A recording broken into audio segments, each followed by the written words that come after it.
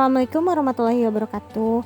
Halo guys, perkenalkan nama saya Arum Hafizah dengan NIM 23016004. Jadi di sini saya ingin menjelaskan materi tugas pengantar linguistik umum dengan judul wacana.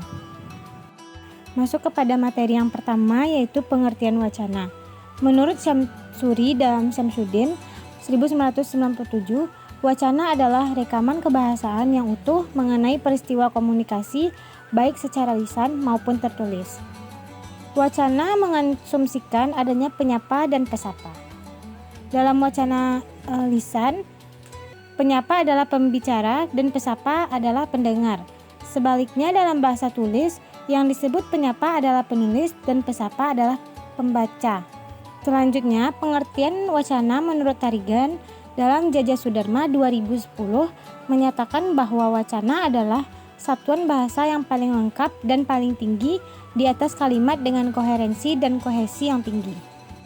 Itu merupakan pengertian dari wacana. Masuk kepada materi selanjutnya, yaitu ciri-ciri dari wacana. Menurut Zaimar dan Harahap tahun 2011, ada 7 ciri-ciri sebuah wacana. Yang pertama yaitu kekoherenan atau keutuhan. Koherensi atau keutuhan wacana adalah keterkaitan unsur-unsur teks, misalnya susunan konsep atau gagasan.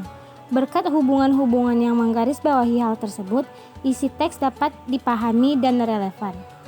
Ciri yang kedua yaitu kohesi atau kepaduan.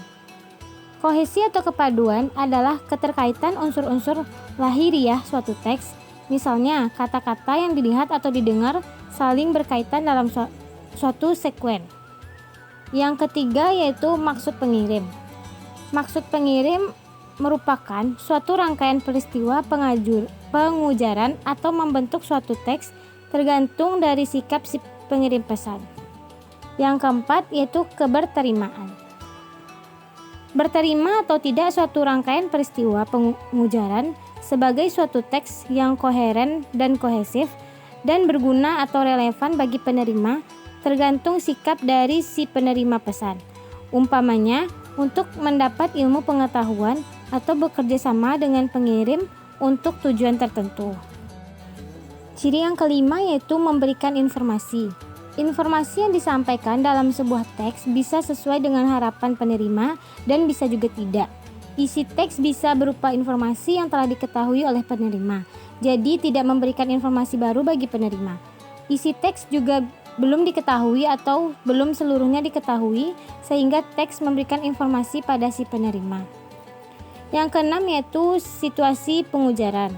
Hal ini berkaitan dengan faktor-faktor yang menjadikan suatu teks relevan atau tidak untuk suatu peristiwa pengujaran. Ciri-ciri wacana yang terakhir yaitu intertekstualitas. Ini berkaitan dengan faktor-faktor yang menyebabkan pemahaman suatu teks tergantung dari pengetahuan tentang suatu atau beberapa teks lain yang telah didengar atau dibaca sebelumnya. Hal ini disebabkan teks tidak lahir dalam kekosongan. Maksudnya, suatu teks mempunyai kaitan dengan teks lain, baik secara langsung maupun secara tidak langsung. Itu merupakan ciri-ciri wacana. Yang selanjutnya yaitu alat wacana. Alat wacana ada yang berupa aspek gramatikal dan ada yang berupa aspek semantis. Alat gramatikal yang dapat digunakan agar wacana menjadi kohesif yaitu yang pertama adanya konjungsi. Konjungsi adalah alat untuk menghubung-hubungkan kalimat dengan kalimat atau menghubungkan paragraf dengan paragraf lain. Yang kedua yaitu pronomina. Pronomina itu dia-nya, mereka dapat digunakan sebagai rujukan anaforis. Dengan menggunakan pronomina sebagai rujukan anaforis, bagian kalimat yang sama tidak perlu diulang. Akan tetapi, bagian kalimat yang sama cukup diganti dengan pronomina.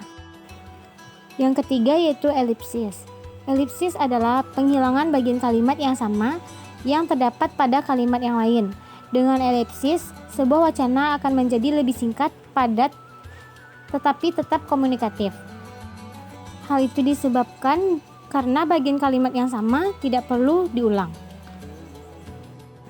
Selanjutnya yaitu aspek semantis atau alat semantis yang dapat dilakukan dengan berbagai cara yaitu yang pertama menggunakan hubungan sebab akibat di antara isi kedua bagian kalimat atau isi. Yang kedua, menggunakan hubungan tujuan di dalam isi sebuah wacana.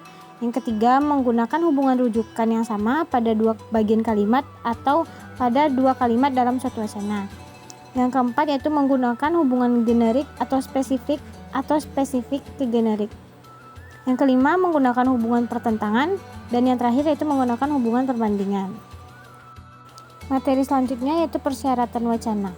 Menurut Alwi 2001, persyaratan wacana yang baik diantaranya yang pertama yaitu kepaduan.